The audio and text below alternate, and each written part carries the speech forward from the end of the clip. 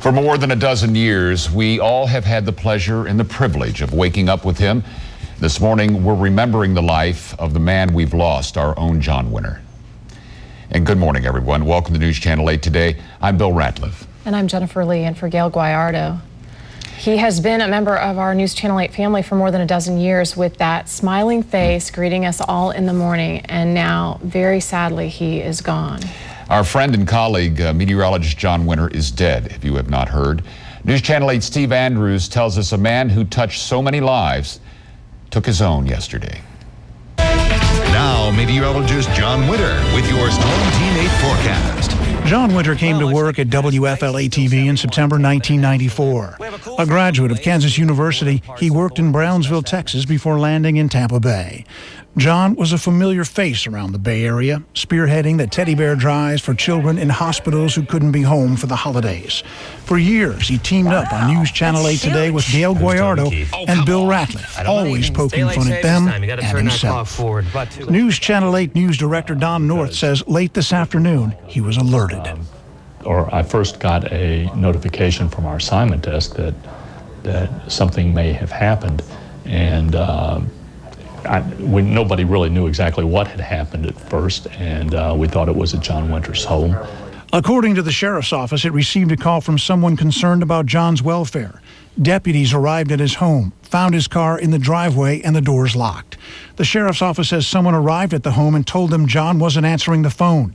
Deputies forced open the door, heard a shot, and found 39-year-old John Winter in the garage, dead from an apparent self-inflicted gunshot wound. Once we were sure what had happened, and I was assured by the sheriff's department that the next of kin had been notified, we made an announcement to the staff. I think the staff's in a state of shock. WFLA TV General Manager Michael Pumo says emails and phone calls are pouring into the station from a grieving public. And everybody's just shocked. I mean, John was funny, he was witty, he was accurate with his weather more than anything else, and the team was electric with chemistry, and it's a shame it's been unplugged for no reason. The next challenge for a news team that covers tragedy on a daily basis is moving on. It's gut-wrenching, it's brutal, and you just have to pull yourself through it on a daily basis, and if it's an hour-by-hour, show-by-show basis. Steve Andrews, News Channel 8. Into tomorrow morning. When John came to work for News Channel 8 in 1994, for him, it really was a kind of a neat homecoming of sorts. It's true. He grew up in Seminole and attended Seminole High School, has a ton of friends here. Since we first reported his death last night, we have received hundreds of emails and phone calls from a grieving public. John Winter touched a lot of people. He touched a lot of kids. I always heard that when I went to schools and spoke. They always asked about John. And he touched this community quite a bit, and he will be missed. Yeah, he did a lot of school visits, and the kids loved it. Obviously, he was a part of the family here at News Channel 8, but he also meant a great deal to the community at large. Yeah, his friend and co-worker Jeff Patterson, fellow Rough Rider, tells us how people are just beginning to realize how much he will be missed. Oh, look at all of these. Oh, it's John Winter from News Channel 8. That's a nice little party you got here. Yeah, it's going good. It's all for me. This is the John Winter I know.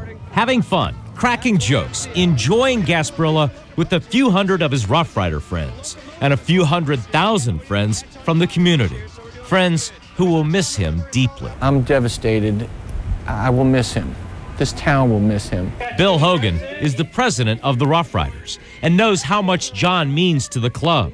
John worked tirelessly to get people in the community to donate teddy bears so that his Rough Rider friends can deliver them to sick children in hospitals. John was such a special person. You know, he was one of the more visible people in the organization, but he was just so in love with children, and the use of his persona to recruit thousands of teddy bears really touched many, many lives, probably that he never even thought about. John will also be missed because he had the unique ability to make everyone smile. I'm not wearing Pampers, it's a mint.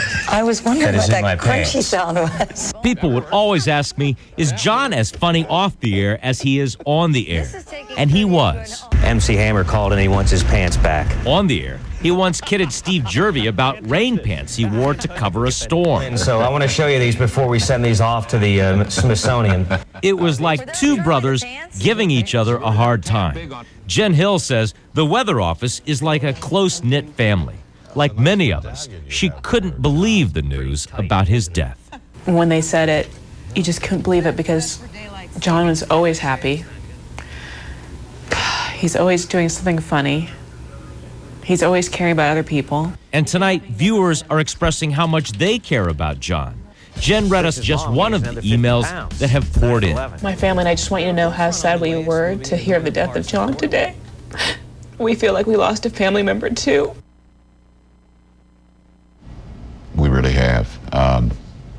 You know, John and Gail started together as a team here, starting with a 5:30 a.m. newscast. At the time, we didn't do a 5 a.m. newscast.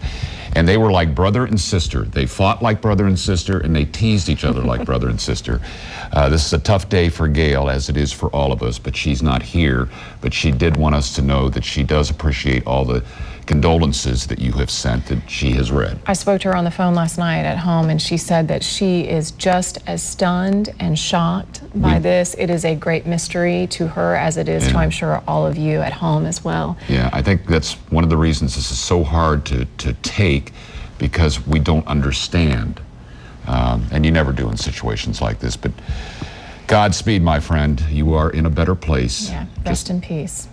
Well, for you all at home to understand just how many people loved John Winter in addition to us here, you need to look no further than the guest book we've set up on TBO.com. It's pretty impressive. More than 3,000 people have left their thoughts, and News Channel 8's Bob Height shares a few of them.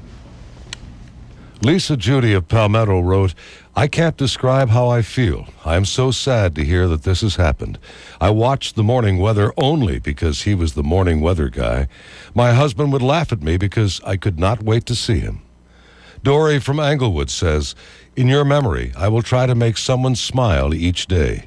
It is the least I can do for the person who helped my days to be better by just being himself." Mark Spencer of Sarasota writes, "I remember back in the day when you were voted as the most eligible weatherman in America on the Today Show.